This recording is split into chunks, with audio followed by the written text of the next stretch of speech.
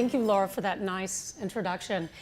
I want to say, first off, I met with Julie Braga a couple months ago, and she asked me if I would speak this evening.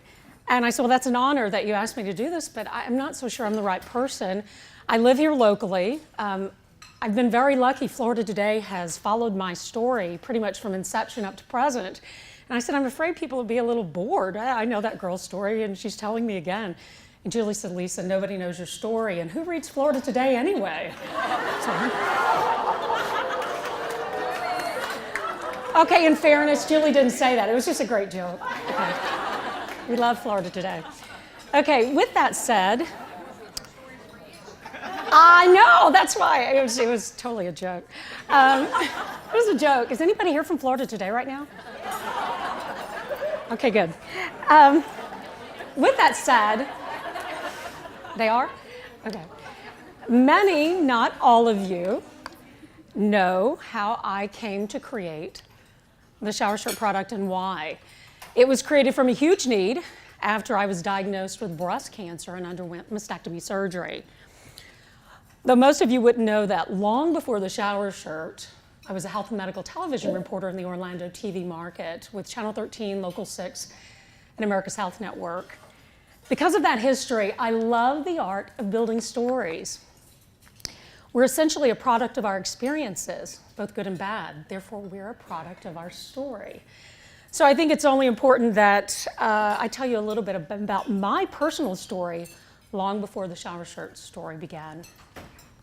I want to also say I firmly believe there are instances in life that can be considered unimaginable, unexplainable, and unforgettable.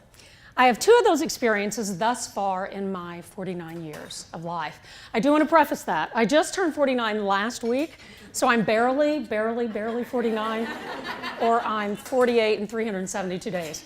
Anyway, nevertheless, going back 15 years, I was 34 years old, and I had just gotten married. And that's a picture of my lovely mother and I.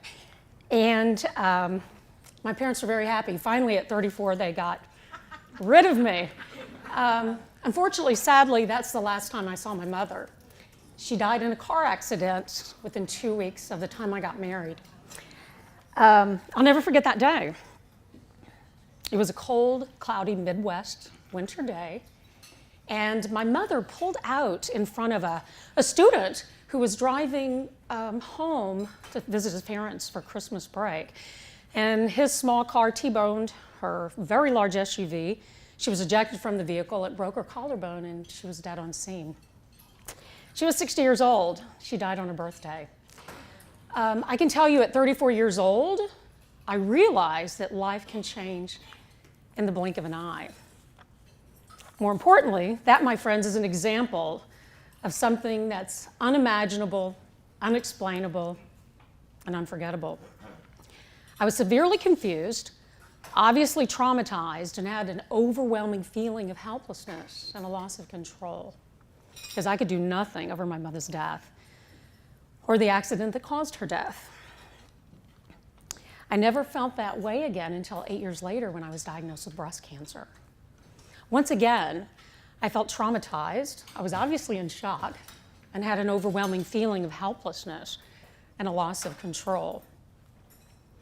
The diagnosis was somewhat unimaginable. I was 41 years old and conceivably healthy. It was somewhat unexplainable, as I had no family history of any type of cancer.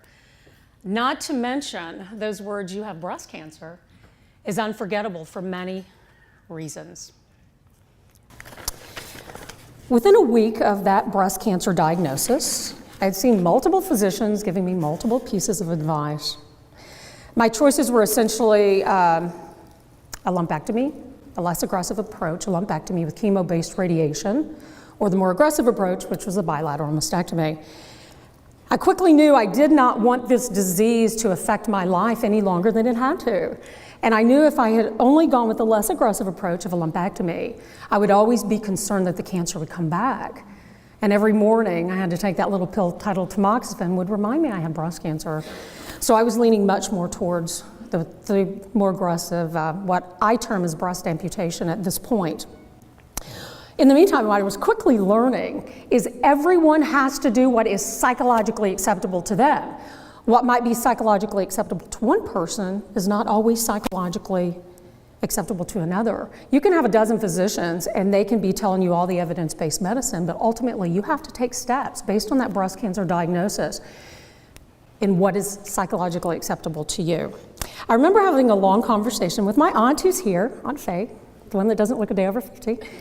And I was telling her that I was leaning much more towards breast amputation, that was what was kind of psychologically coming to mind. And I remember the look on her face. She was just like very serious and almost in a little bit of a shock mode. And she says, quote, "Lisa, I could never choose to have my breasts removed. They are a part of me." One more time, what was psychologically acceptable to Aunt Faye was not psychologically acceptable to me. And I remember saying, "Aunt Faye, you know, psychologically, I have to get rid of this diseased tissue.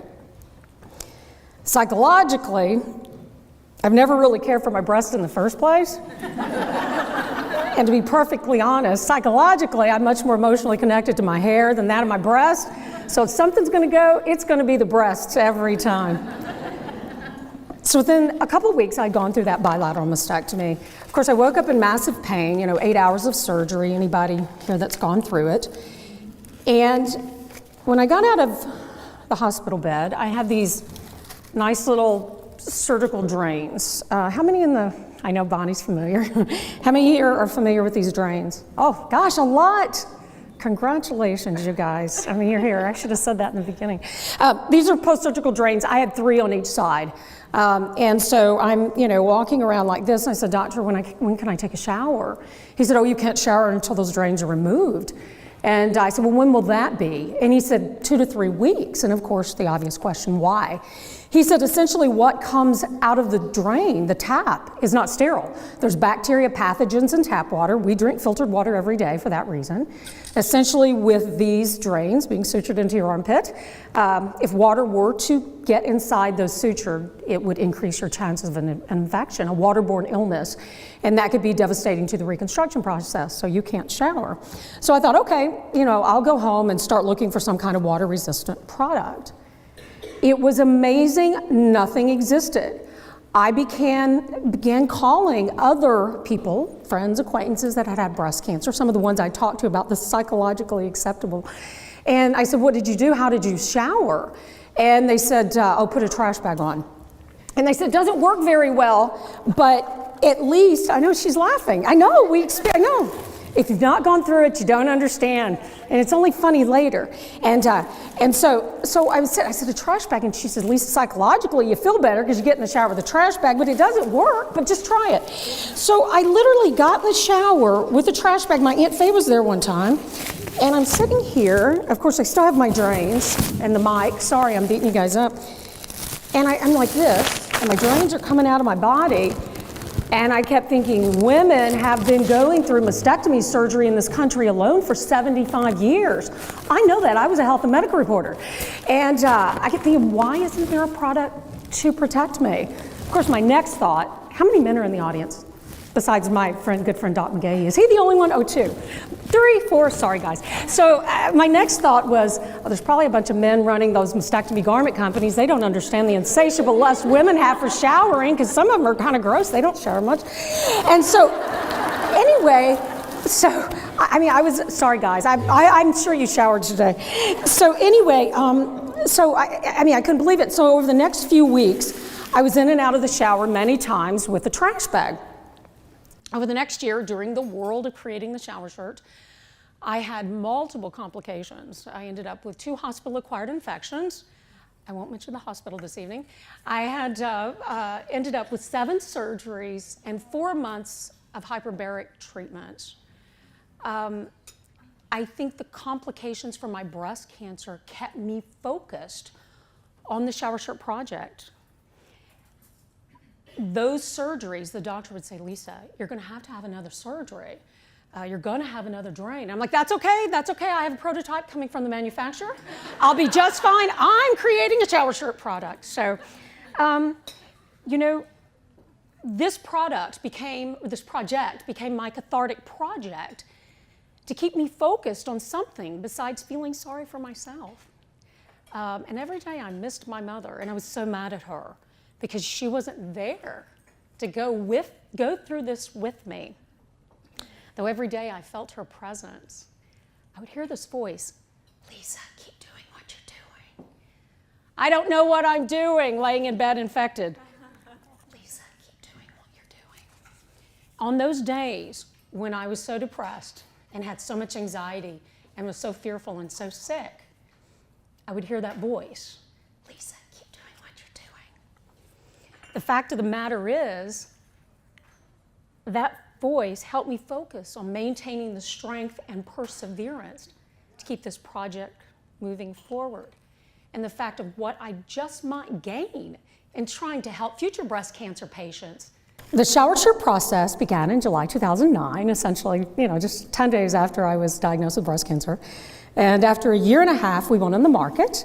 We're now considered a Class 1 medical device, and we have a patent for design and method of use. And I know that patent number, 1,8161,513. And we have more than 70 retail distributors across the US, several HME, DME locations, home medical, durable medical, and we're in Walmart.com and Amazon. And breast cancer doesn't stop at the borders. We have shipped to England, Ireland, Australia, New Zealand, Austria, Japan, Israel, Brazil, and recently the Seychelles Islands and Dubai. Now that I've explained a bit about my personal story, the reasoning behind the shower shirt, and the perseverance it took to bring the product to market, I'm often asked what I've learned. First and foremost, I've learned that I have friends, family, a husband, and colleagues that love me enough to put up with me during this process. Secondly, what I've learned, I believe I'm blessed beyond belief in what I believe to be a spiritual connection with my mom. Very lucky. Most importantly, the biggest thing I've learned is I've been in control all along. I was in control on that horrible day my mother died, just like I was in control on that day I was diagnosed with breast cancer.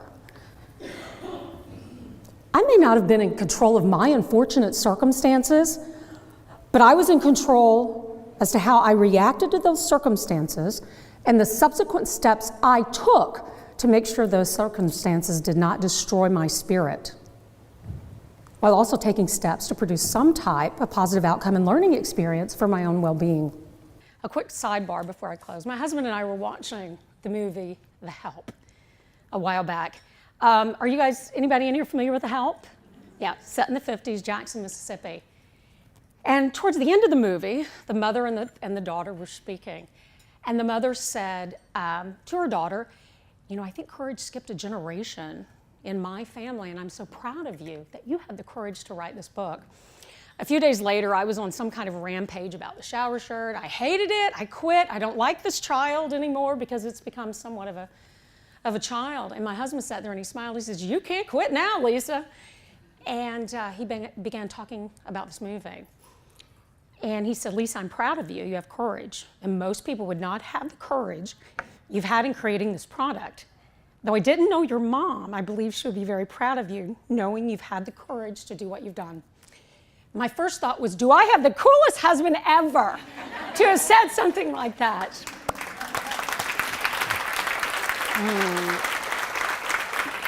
But the more I think about it, or the more I thought about it at the time, I was so lucky. You know what? Courage did not skip a generation in my family when it came to females. My grandmothers were strong, courageous, classy, Southern Christian women. My mother was angelically courageous. She would have had to have been to marry my dad. But with that said, I was always around strong women that taught me to be strong. So my message to you this evening is don't let courage skip a generation in your family. Lead by example. Teach strength and courage to those lovely daughters. That's essentially why we're here this evening. We're here to celebrate the strength and courage of many women who are now deemed women of excellence. Oh, thank you. Who said that? The bottom line, if I can start a company in bed with drains coming out of my body, infected, showering in a trash bag, essentially you guys can do anything you want.